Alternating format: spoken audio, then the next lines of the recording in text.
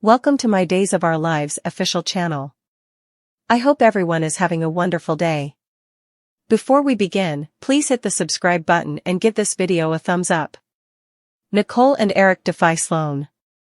Outside the bistro, Kristen made cracks about Stefan dragging her to his low-class little cafe.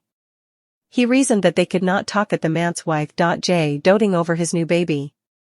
Stefan brought Kristen up to date on his meeting with Melinda. Kristen was incredulous that Melinda had rebuked the smoking gun substantiation and wondered audibly why Ed.A. was refusing to renew the case, especially given Melinda's previous relationship with the murder victim. Stefan pressed Kristen on chancing another way to exculpate Gabby if Kristen wanted the CEO position at DiMera. Kristen allowed it over briefly and, with a grin, blazoned to a skeptical Stefan that she had a plan. When Kristen mentioned Melinda's previous crush on Stefan, he realized Kristen's plan. "You want me to betray Melinda Trask?" Kristen snapped her fritters and beamed. "By George, I suppose he has got it," she happily clarified. Stefan baffled at the notion that Melinda would suddenly renew the case if he slept with her. Kristen reasoned that Stefan would be largely motivated to make Melinda happy. Stefan didn't want to betray Gabby. Kristen shot back that all of Stefan's passion and love for Gabby had not stopped him from sleeping with Ava. Stefan tried to deny it, but Kristen assured him that she understood because Stefan was mortal. Stefan angrily banged the table and demanded to know how Kristen had set about. Kristen revealed that Ava had revealed about her and Stefan doing the dirty. Stefan advised Kristen not to tell anyone. Kristen reposted that Stefan should be more upset about Ava's loose lips because, if Gabby set about, there would be hell to pay. Stefan again prompted Kristen to stay quiet about his appointment with Ava. He let his family know in no uncertain terms that he'd not betray Gabby again with anyone. Kristen guessed he was turning down her suggestion to betray Melinda.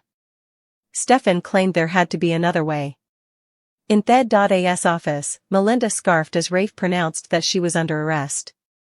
Rafe informed an uneasy Melinda that he'd spoken with Eric, who had verified Rafe's belief that she had been involved in the baby switch up to your neck. He told Melinda about Eric's assertion that Melinda had tete-a-tete handed Jude off to Sloan and Eric. Melinda tried to bring attorney, customer honor. Rafe was perplexed and suggested Melinda could answer his questions town, where she'd be reserved for hijacking. Melinda advised Rafe to stop as he began to read her Miranda rights. Rafe told Melinda that she'd be penalized for being complicit in the baby switch and for causing pain to so numerous people. Melinda asked Rafe if he'd do at his family's expenditure. Rafe snapped that Sloan's crimes had nothing to do with his family, but Melinda reminded him that Stefan had brought Melinda new substantiation. Rafe said he'd hoped the compelling substantiation would clear Gabby. Melinda mused that Rafe's stopgap would only be realized if he could estimate the substantiation, which was in Melinda's possession. Rafe realized what Melinda was inferring and called her out for trying blackmail and concealment of substantiation. She assured him that she had the substantiation for keeping in a retired position. Melinda also issued a veiled trouble that the substantiation might be destroyed if Rafe pursued charges against her. Melinda argued that if she had been hypothetically involved with Sloan's crime, also Melinda would simply be charged as an accessory.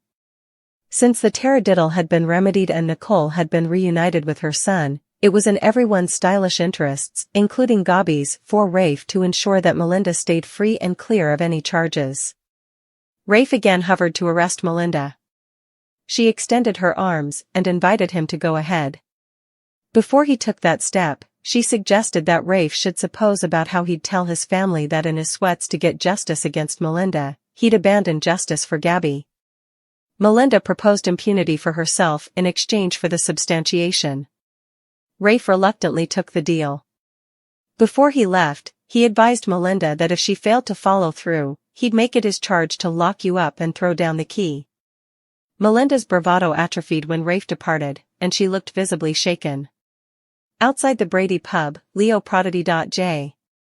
about why.J. had paid him off to keep quiet. J. tried to protest that Leo had been too drunk to understand his reasons. Leo was undeterred and asked why. J. had made him rich. Or comfortably getting by. To keep you down from your own son. EJ. Deared by asking Leo why he watched when he'd gotten paid free-heartedly. Leo attributed his curiosity to his lady whistleblower instincts and To.j's famed partiality for having mysterious wallets full of plutocrat. Conceited and made up a story about wanting to spare Nicole the pain of losing her child again if Sloan's claims had proven false. Leo still had dubieties and wondered why J hadn't just asked him to keep quiet. J gentled Leo's impertinence and reminded him of Leo's tendency to blurt out information. He claimed he'd wanted to give Leo a fiscal incitement to stay silent. J comforted Leo that he'd not want the plutocrat he'd given Leo returned. Andy. J called the lucre a commemorative of goodwill. Leo sarcastically compared J to a Salvation Army bell ringer. With an easy smile, J told Leo that he demanded to get back to Nicole, and he left. Inside the cantina, Roman disregarded about holding Jude for the first time. Kate brought him out of the study and claimed she had been calling his name. Roman admitted that he was distracted because J had just left with the baby who used to be my grandson. At a table, Roman lamented about the pain Eric was passing. He believed Eric was channelizing his grief into searching for Sloan. Roman blasted Sloan as bad news, and he told Kate he would had reservations about Sloan ever since Sloan had rejected the family chowder. Kate joked that Roman's chowder was the Brady litmus test, and she took Roman's hand for comfort. Just as Leo entered the cantina, Roman vehemently stated that he wanted to see everyone involved in the deception get what is coming to them.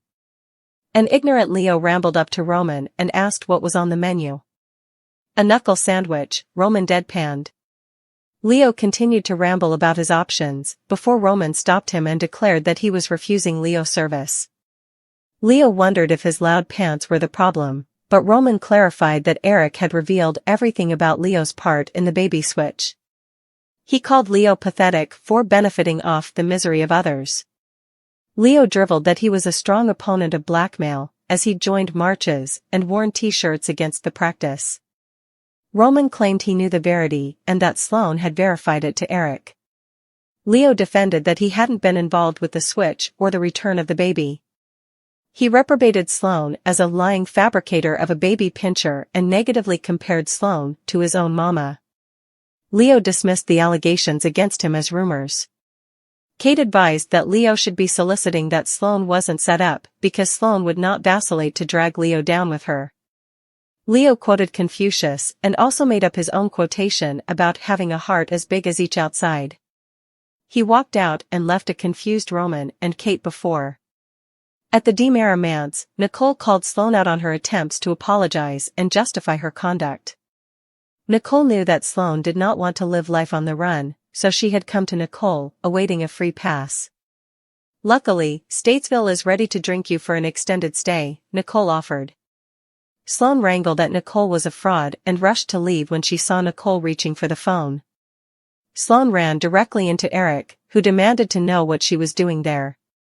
Nicole fitted that Sloan had tried to make armistice, but I told her to go to hell.